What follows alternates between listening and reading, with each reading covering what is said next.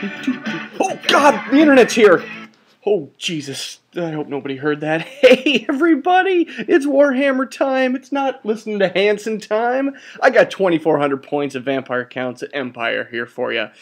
This is a hell of a game. And by hell of a game, I mean it's very one-sided and fun. In fact, I'm not going to spoil it for you, but it's so one-sided, I poured myself not only a glass of scotch, it is Nadura's cask strength scotch. Very wonderful, very strong. I need the help. So here's the game. It's against my buddy Jeff, who's in my gaming group, and we play at his house like once a month. And he just won a tournament, won the Warhammer Citadel table, and has done a really good job, like just pounding on the hobby to get it done. I mean, look at this thing. He's got it all autumn themed. He's even got his Empire out there with like the actual autumn trees in there. It's hard to see in this picture, but there's actually like leaves, like glued in certain areas all around. It's just frickin' gorgeous. The lighting doesn't really do it justice.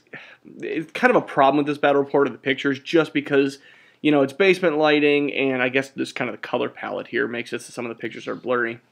But we'll do our best with what we have. I played this game a couple weeks ago. Some of my notes are missing, but I'm going to pretend like I know what I'm talking about. So it's Vampire Counts versus the Empire. And this is Jeff's tournament build, and this is this is me running with a zombie dragon because I love them. So Terrorgeist, of course, 8 Hex Wraiths, my Vampire Lord on a zombie dragon, skeletons with a level 1 Necro in there. Then before I change to the next slide, note with a little hobby aspect here, you can see my Fellbats on the right. I'm going to kind of convert them up to have the bloody tissue wings that all my flying creatures will have. The goal someday is to actually have all the Vargheists looking that way too, and the Varghulfs as well. So hopefully that's kind of my theme to pull the army together, is this bloody tissue wing thing. Anyway, on to the rest of the army. Got 3 groups of Direwolves, 2 you can see here. 2 groups of Fellbats, and I'm running Blood Knights again with a level 1 BSB in there. This is pretty similar. I'm kind of just doing tweaks to that zombie dragon list I normally run. You can see there's not 10 Hex Wraiths, there's 8. I lose the level 1 on the BSB, but I kind of gained some other things. I knew I was playing Empire, and I didn't know anything more than that. And I was like, well, I want to play my Vampire count, so screw it. The Empire can probably have a light council, and it can probably have a bunch of cannons, so I'm making the fastest list I can. So I basically took extra Fellbats, my core just rocking zombies there. I've got 3 Vargheists. That's kind of what I pulled the points from in the Hex Wraiths, and in the taking the BSB down from level 2 to level 1, and I'm like, I just got to go fast. But it became pretty apparent when he started dropping guys, he was going to be... He was just going to castle up. It was really going to be hard to get to him. So this is how I am in deployment. Besides those Vargheists, I've got another group of Direwolves and then 3 total group of zombies. So pretty standard what you're used to seeing from me. Group of Pistoliers he has, group of Demigriffs. Then next he has a group of Inner Circle Knights and a group of Reiksguard. Now I don't know which is which. Sorry. One of them, the one on the right, whatever type of knights they are, has Karl Franz in it, which, oh god.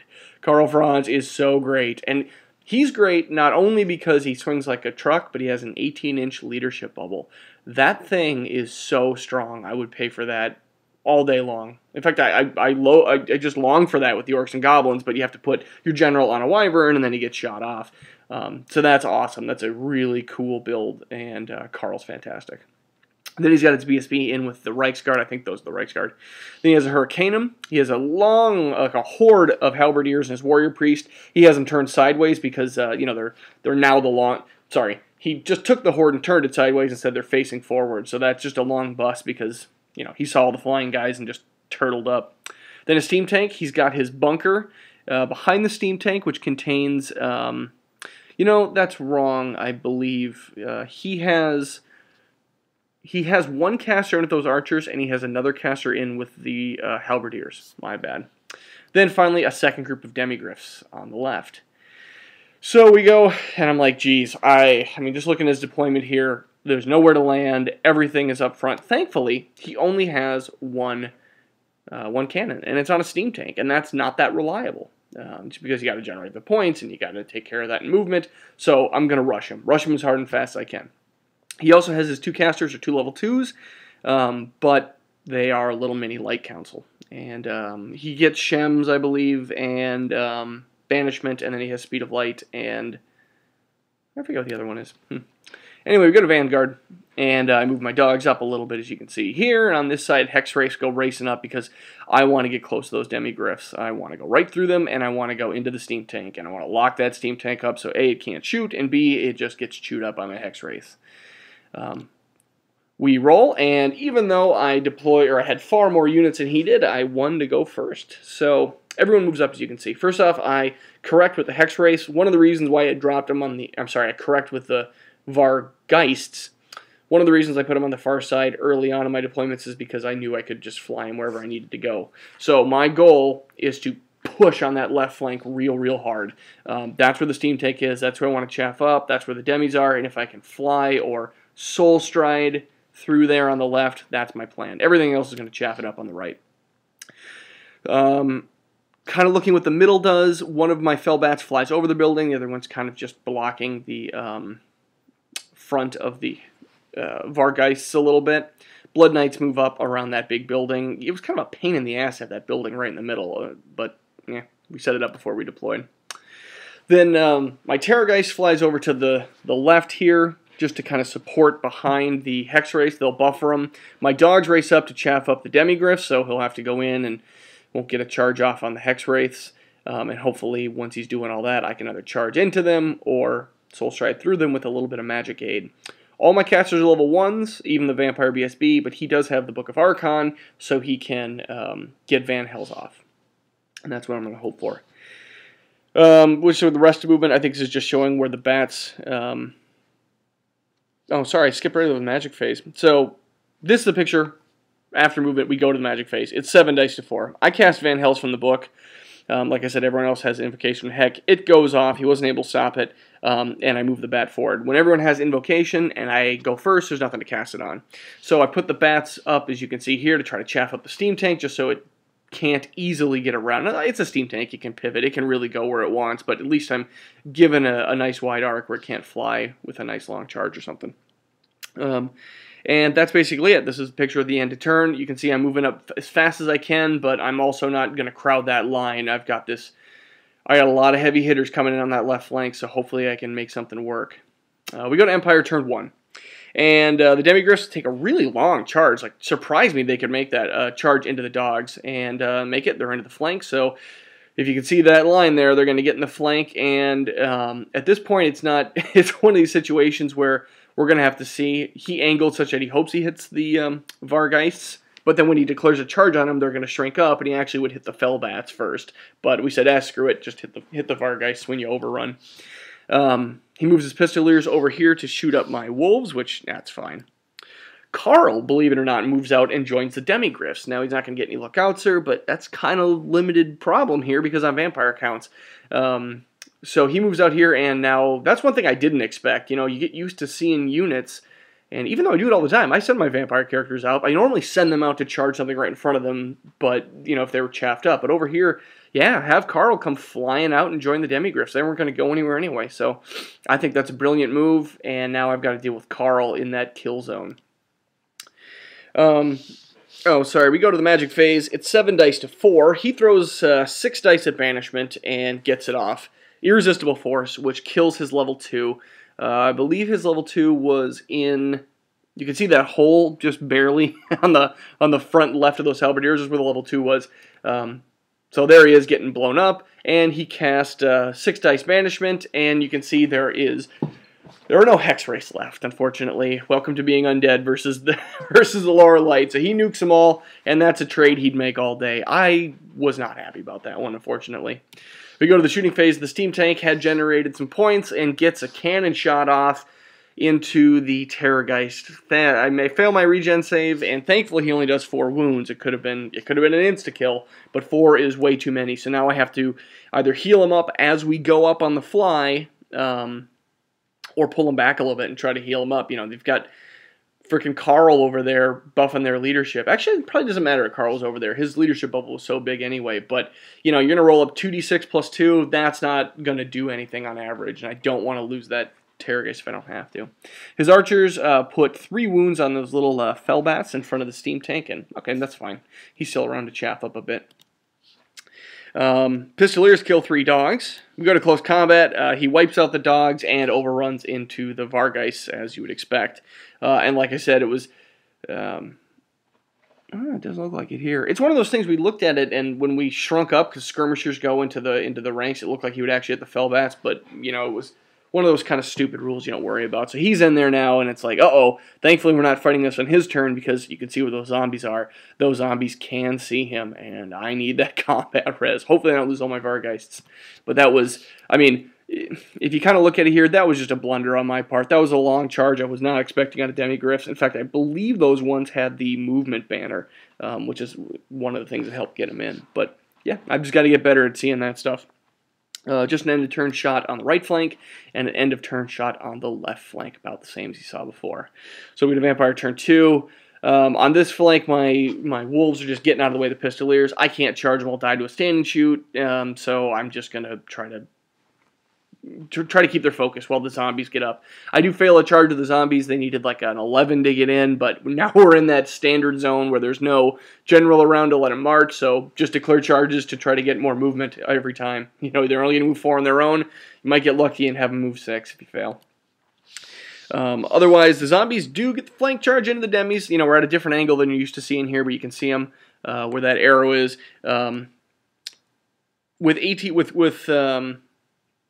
Basically, so you can see, maybe this is a better picture, hold on. You can see what I've done with my Lord and my Terrorgeist. I have pansied out.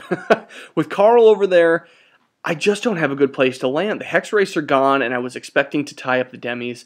I can't really get in with the Steam Tank to do any screams that are going to matter right now.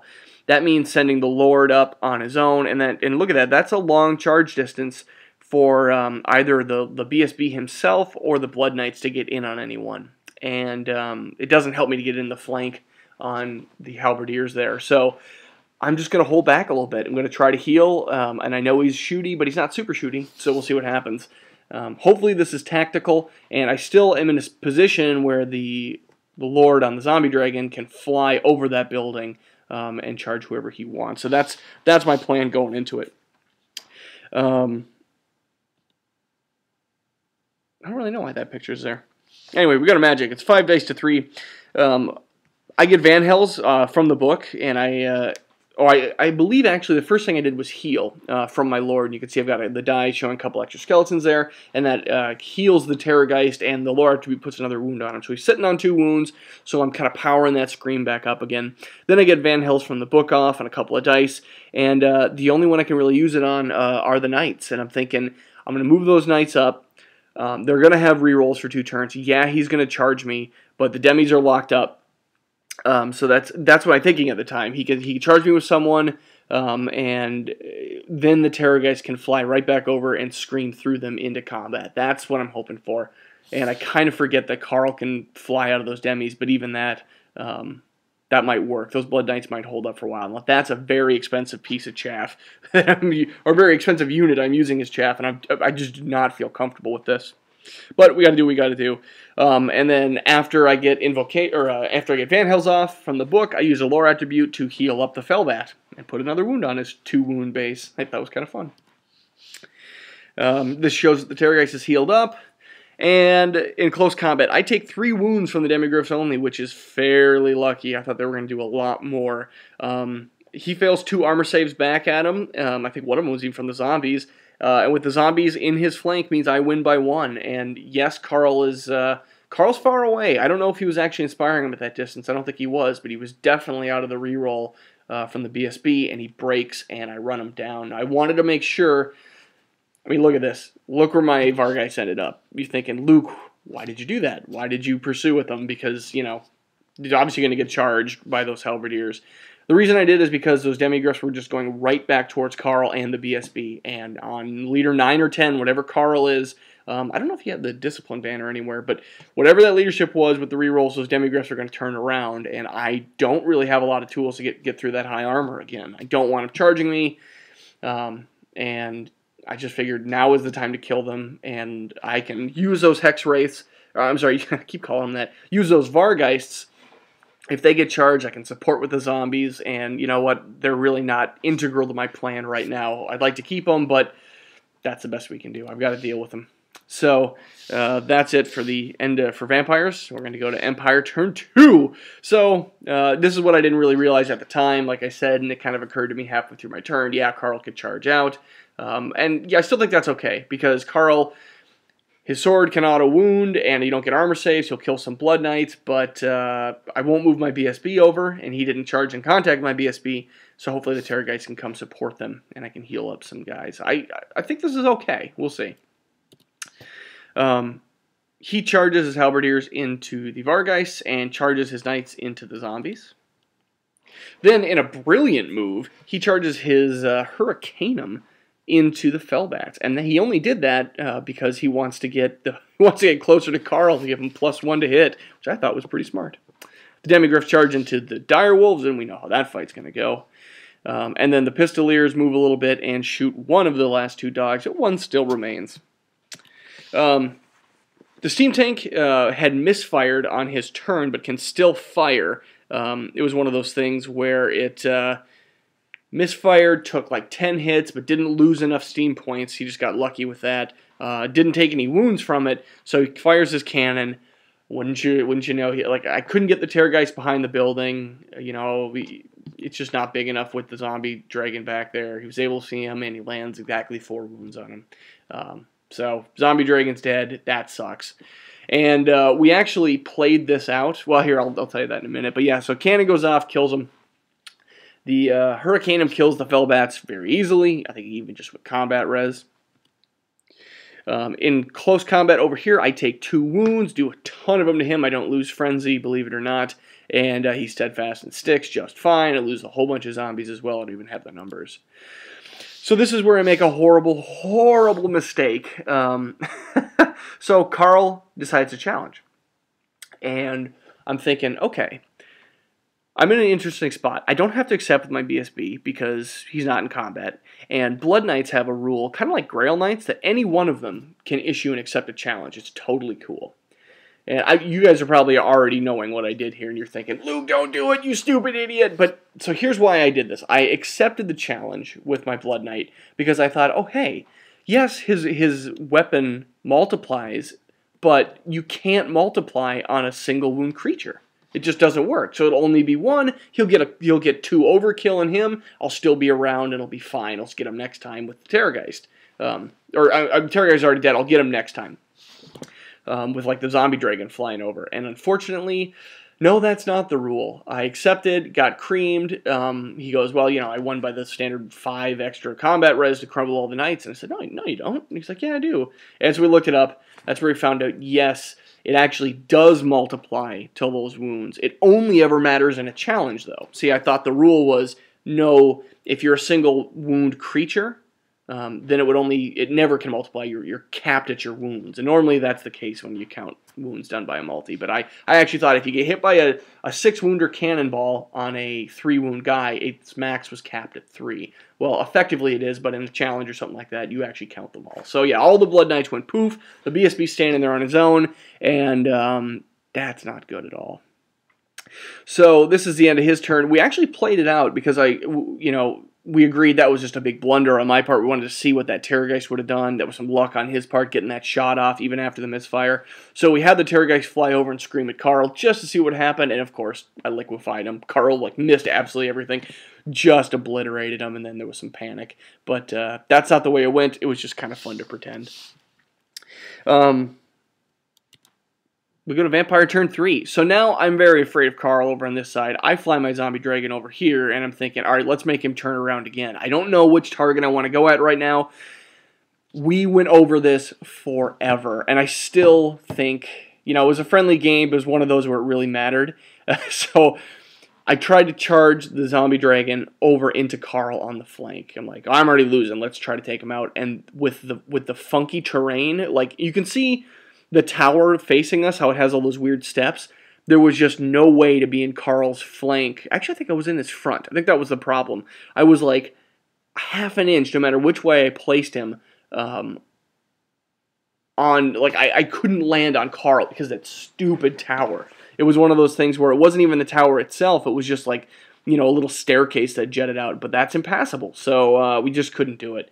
I really wanted to get in. I didn't think it was worth going in on the, the Hurricaneum there because, I'll just get countercharged, get in the steam tank, big deal. I'm just going to lose him that way. So there's no point in going in front of the demis. I couldn't make a charge there. I'll just try to come to the right side. So that's what I do over here.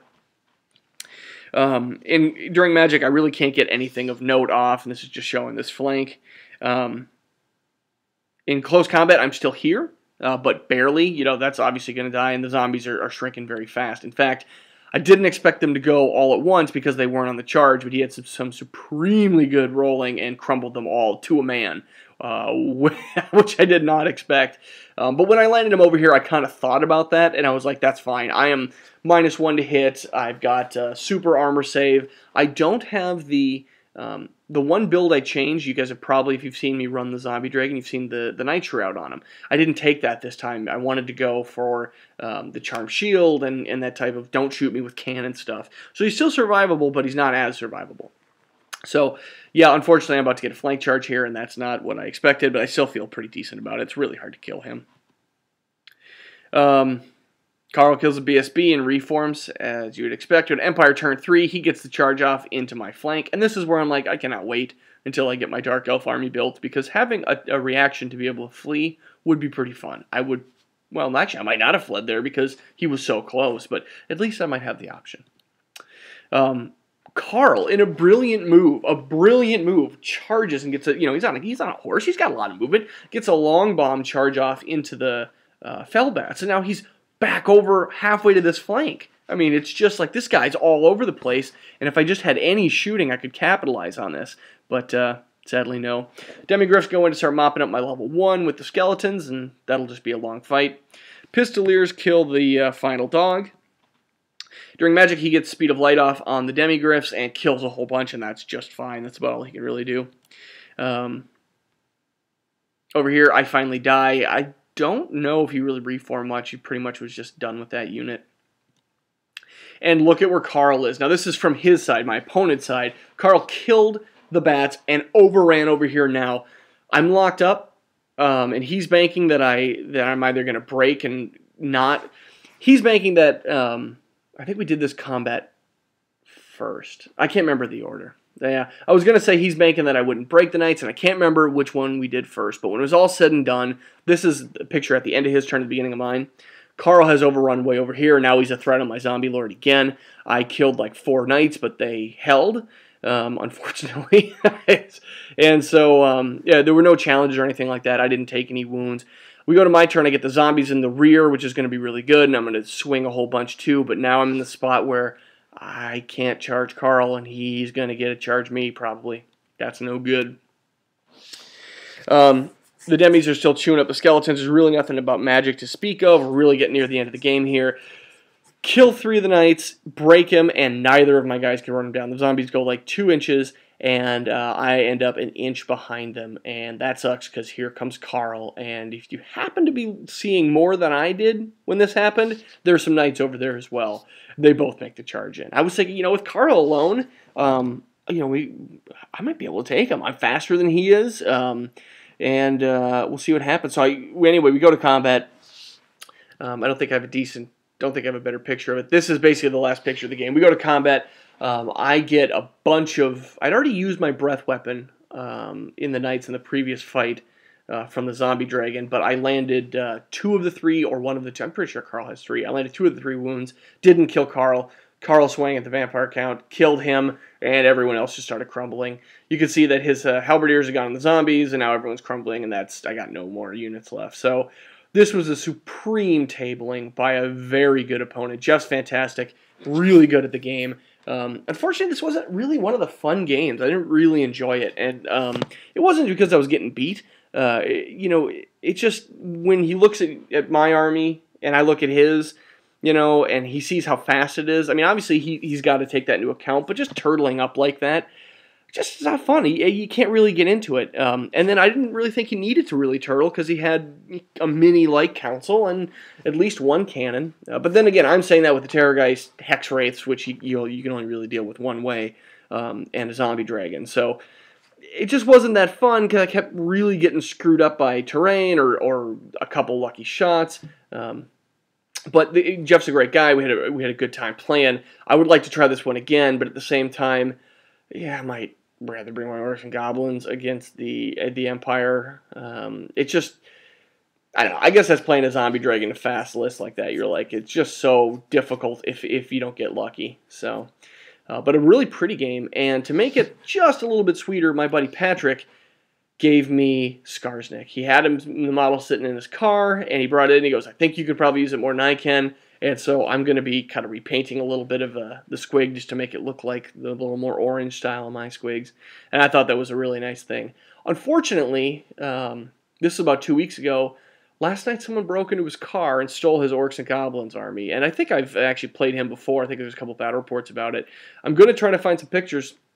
So if you're in the Midwest area and you come upon someone trying to sell or play with a new Orcs and Goblins army, I'll try to put some pictures out, with Twitter and the normal people, because it was the only thing stolen out of his car. I don't know if it was the only thing that was worth anything, but it's like, dude, don't steal a man's Orcs and Goblins army. That's just BS.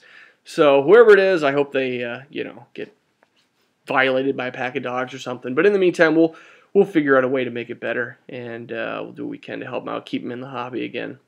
Anyway, that's the game. A supreme spanking for me. A tough Empire list with Karl Franz.